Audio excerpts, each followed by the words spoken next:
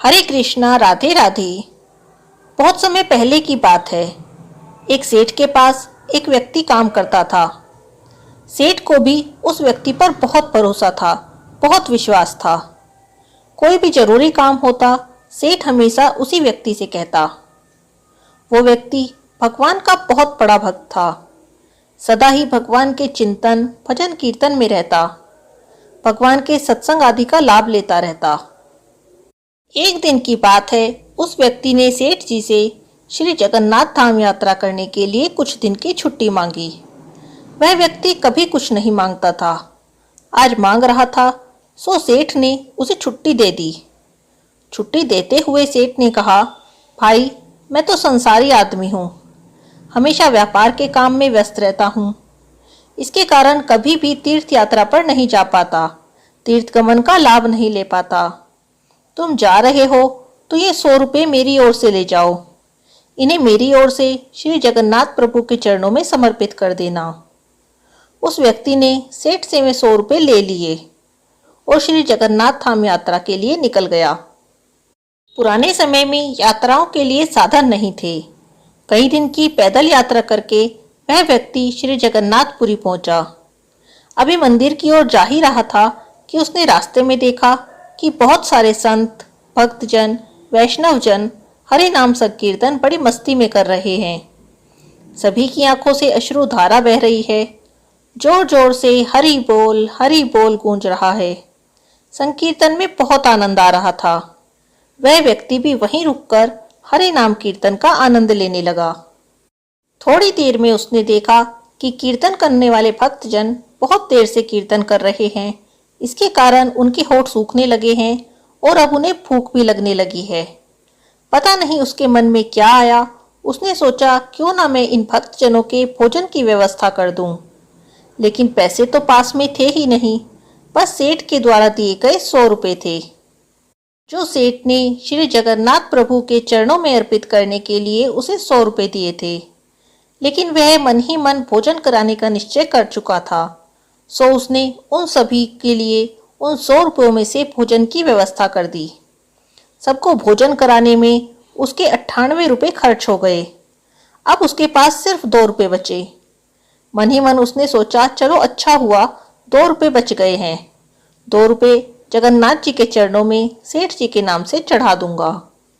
जब सेठ जी पूछेंगे कि पैसे चढ़ा दिए थे, तो मैं कह दूंगा कि हाँ जी, चढ़ा दिए थे। अब सेठ ये तो पूछेगा नहीं कि 100 रुपये चढ़ाए थे क्या। सेठ तो पैसे पूछेगा कि पैसे चढ़ा दिए थे क्या, और मैं बोल दूंगा कि हाँ जी, चढ़ा दिए थे। इससे झूठ भी नहीं होगा और संतों की सेवा भी हो जाएगी।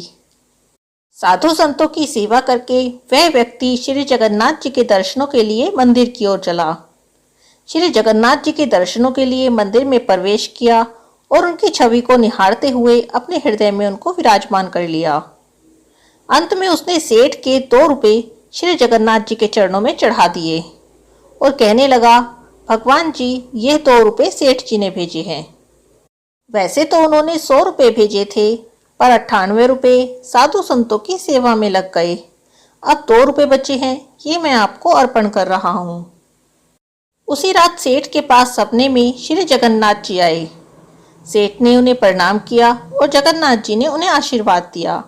बोले, सेठ, तुमने अपने नौकर के हाथ जो 98 रुपये भेजे थे, वे मुझे मिल गए हैं। यह कहकर श्री जगन्नाथ जी अंतर ध्यान हो गए। सेठ की नींद खुली तो सोचने लगा, मेरा नौकर तो बड़ा ईमानदार है, पर उसे अचानक क्या जरूरत पड़ गई कि उसने 2 रुपये भगवान को कम चढ़ाए हैं। 2 रुपये का उसने क्या किया होगा, उसे क्या जरूरत पड़ गई, यह सब सेठ सोचने लगा।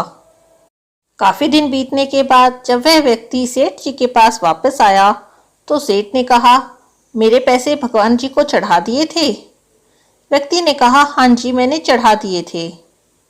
सेठ ने कहा, पर तुमने 98 रुपये क्यों चढ़ाए, 2 रुपयों का क्या किया। तब उस व्यक्ति ने सारी बात बताई कि उसने 98 रुपये साधु संतों के भोजन में खर्च कर दिए और ठाकुर जी को सिर्फ 2 रुपये चढ़ाए। अब सेठ सारी बात समझ गया और बहुत खुश हुआ। भक्त के चरणों में गिर पड़ा और बोला, आप धन्य हैं, आप ही की वजह से मुझे श्री जगन्नाथ जी के दर्शन यहीं बैठे बैठे हो गए। सच ही कहा है, भगवान को हमारे धन की कोई आवश्यकता नहीं। भगवान को तो वह 98 रुपये स्वीकार हैं जो जीव मात्र की सेवा में खर्च किए गए थे। उन 2 रुपयों से कोई महत्व नहीं जो उनके चरणों में नगद चढ़ाए गए। भगवान को चढ़ावे की जरूरत नहीं है। सच्चे मन से किसी जरूरतमंद की जरूरत को पूरा कर देना भगवान को भेंट चढ़ाने से कहीं ज्यादा अच्छा है।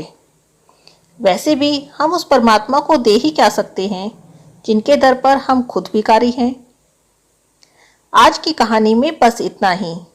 हरे कृष्णा, राधे राधे।